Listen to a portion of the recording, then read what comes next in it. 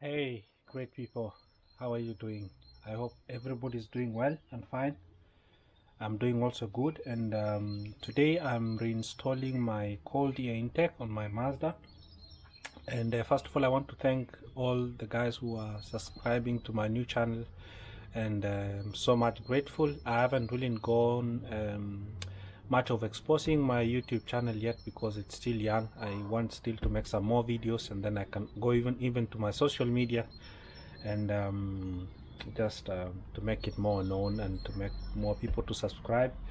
And yeah, that's not the case. The case was today was as I've said, I'm reinstalling my cold air intake on my Mazda. This is what I have here. I just bought some few stuff from the intake from Amazon. It's not good quality. It was a cheap one. The 90 degrees hose here, and the small filter for the crankcase. And yeah, I want to do this before. And there's two options in this kind of Mazda.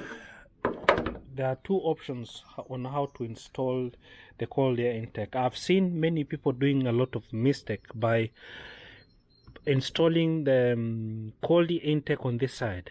This is really a bad idea because the air which is supposed to go to the engine should be cold, remain cold, but because of the exhaust manifold is here, so the car is sucking hot air inside, which is not a good thing. But today I'm going to put it here. I had done it earlier, but I never made the video of it, unfortunately, because I need and to take you through. It's the simple thing, just to remove the cold air system here, also to transfer this cable harness. This is the mass airflow, and also the I'm not showing you. This is what do you call it? It's the temperature sensor, and I will transfer all this harness to here. And yeah, and I forgot to do something before I exchange or install the new cold air intake, which is right here. And I want to do the sound test because it's one of the reasons that why I wanted to change this thing is one is to increase more power, but maybe not so much power, maybe 2 or 3 horsepower, because what makes the engine more powerful is the air that comes inside. And yeah, that's what matters the most. Of course, you can turbo it, but I don't have that much resources to turbo my Miata because it's expensive, and yeah, I'm not that professional anyway. I'm just a guy trying to learn some things. And yeah, so I want to test first of all the sound before. This is the stock air intake system, and so I'm going to with my OBD to size or how much air is entering the intake system before and after, because I think this tends to allow more air to the engine, and there's no much of restriction than this one. So I want to see the live data, what is the sensor reading from the stock and with the cold air intake system here that I'm going to install it. So let's first of all test the sound of the stock air system and the one that I'm going to install it, the difference.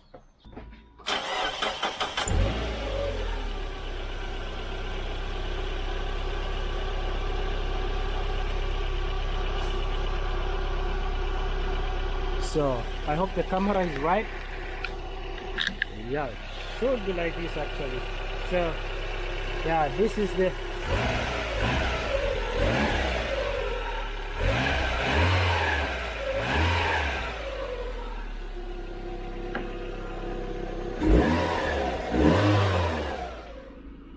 let me go to see the where is it? Mass airflow.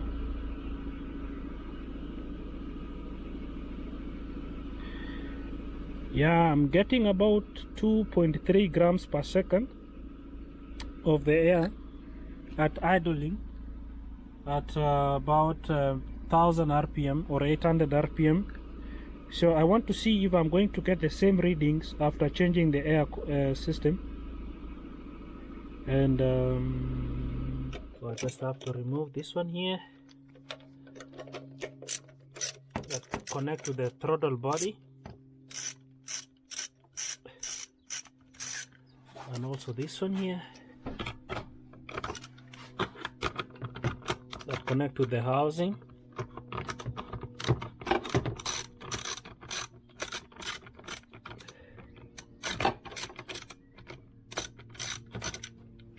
The crankcase here, I will need to, where is this? So the crankcase bleeder,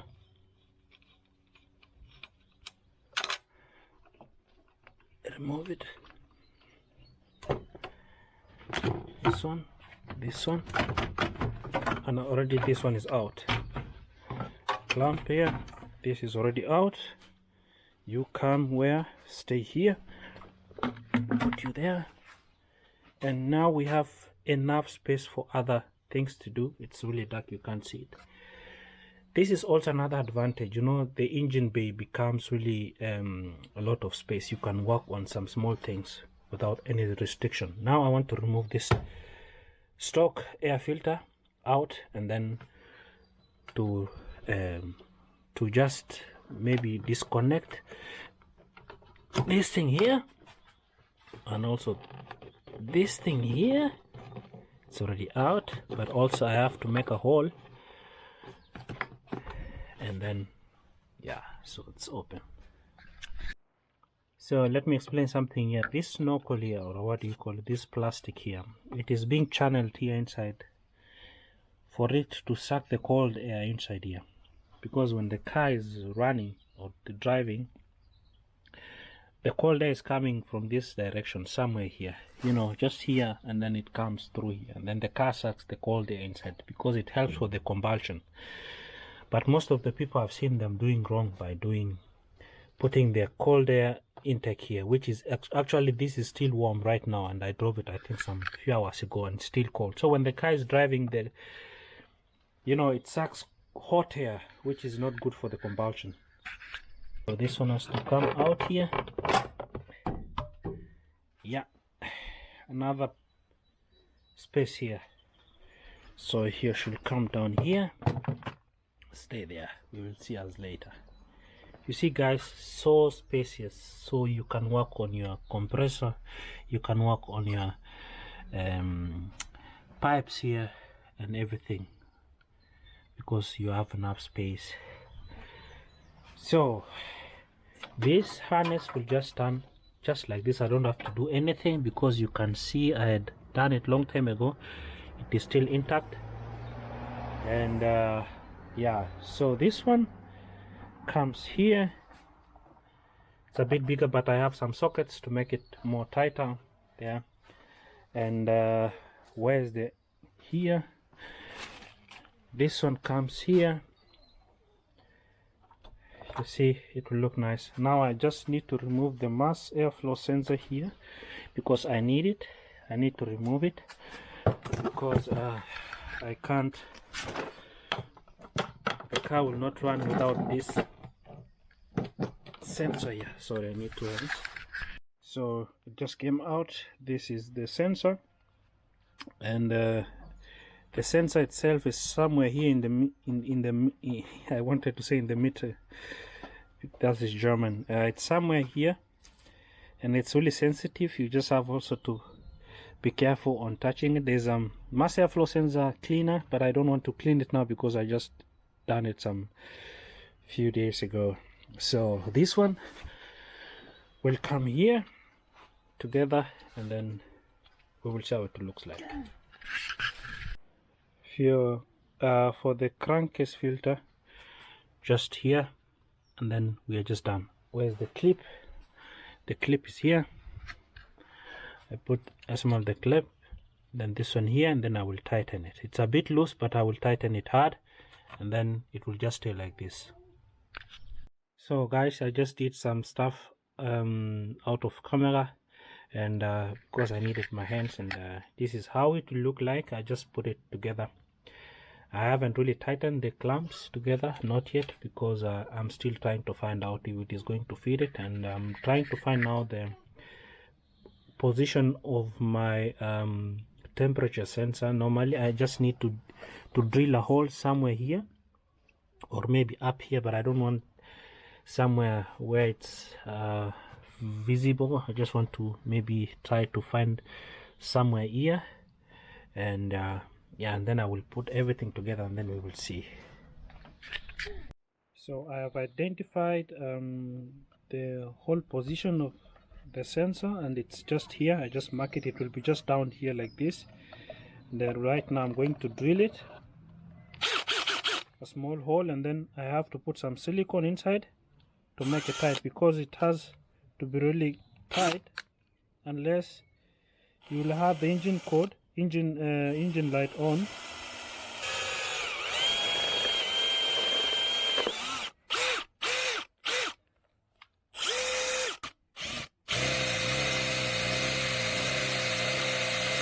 So I will just have to force it somewhere inside like this, and then to put the silicone around it to make it really tight. It can really spread by itself, so it will fit nice. So I just put the sensor inside, and I put some glue around it. I never put the silicone because the silicone takes too much time to dry, and now I think we are good to go. Now I've set up also this, connected also with the sensor also. It looks really nice, it looks legit, it looks really good quality actually, this filter. And yeah, you can see through.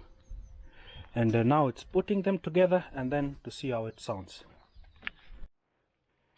So I'm just putting the clamps together, and then we are done.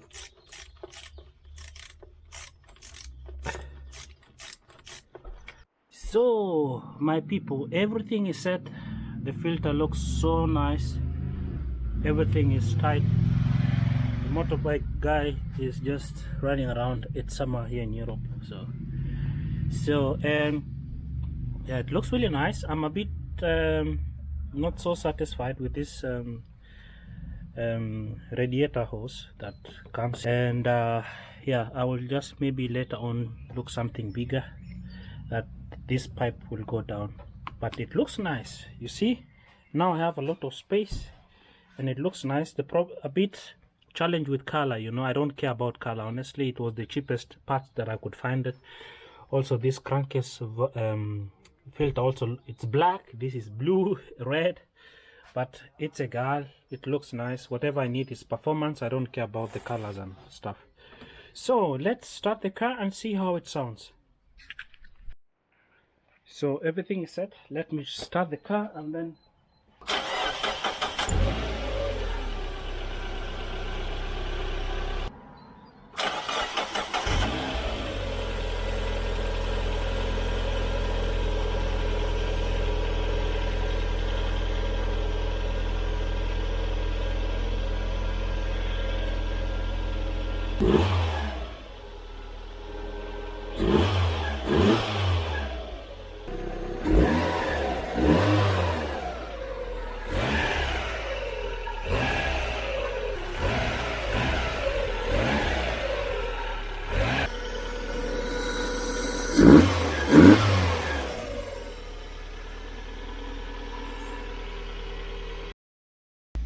so great people, as you can see right now on my screen here, I'm getting more air than before, which means that the fluctuations looks really awesome.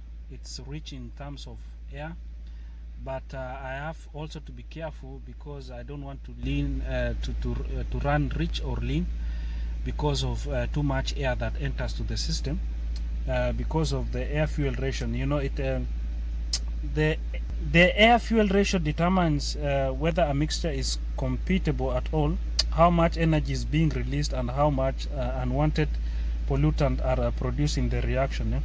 air-fuel ratio is an important measure of anti-pollution and the performance. If exactly enough air is provided to complete burns of all the fuel, the ratio is known as the stoichiometric ratio, mixture. And the lean mixture are more efficient but may cause higher temperatures. This is what I'm trying to avoid, because the too much air will lead to higher temperature. But I think this is okay. This is it was not too much increase, but I think it was okay. Lean mixtures are more efficient but may cause higher temperatures, which can lead to the formation of nitrogen oxides.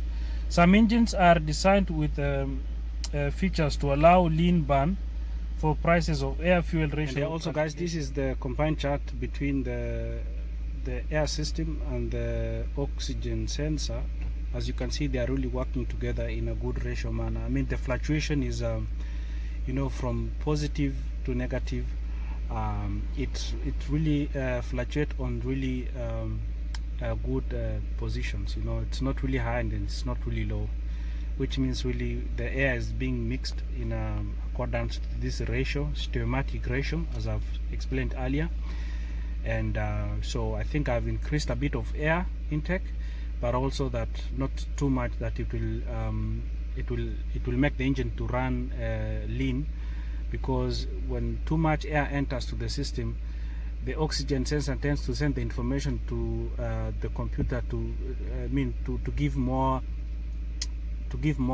fuel to the engine. But right now you can see here it works really well. So yeah, we are good to go. And so guys, this is it. That is the end of the video for today. And I've done installing everything. I've done putting everything together. Now it's time to experience the new sound, to experience the new power, to experience the new space at the engine bay. And yeah, maybe I will not get all the expectation that I'm expecting, because it's not always the case when you put this when you install the air cooled intake system. It's not always the case that you will get more power, because the car is a bit old, about 12 years old, 15 years old, and how it has been designed, it has to get really the perfect ratio, the perfect mixture of the air and the fuel. So if you get also too much air to the system, it might not give you really the good performance. But let's see how it will go. But my primary reason was to get, the sound. You have heard the difference between the stock and the cold air, the sport air filter. And also the second thing was about the bay. You can see how much the space was, the stock system was taking too much space, but now I have a lot of space, which is also a thumbs up for it. And yeah, remember that the perfect ratio has to be 14.7 to 1. This is stoichiometric ratio. Sorry, I don't know this mathematics word. It's a professional word being used to calculate the air, the perfect mixture to the engine, the perfect air mixture. It is 14.7 to 1. So stoichiometric ratio is that. So yeah. So guys, thank you for watching this video. I hope you like it. Please subscribe to my new channel, and also thank you so much for those who are watching. And yeah, see you on another video, see you on another projects, and have a good day, and God bless. Ciao.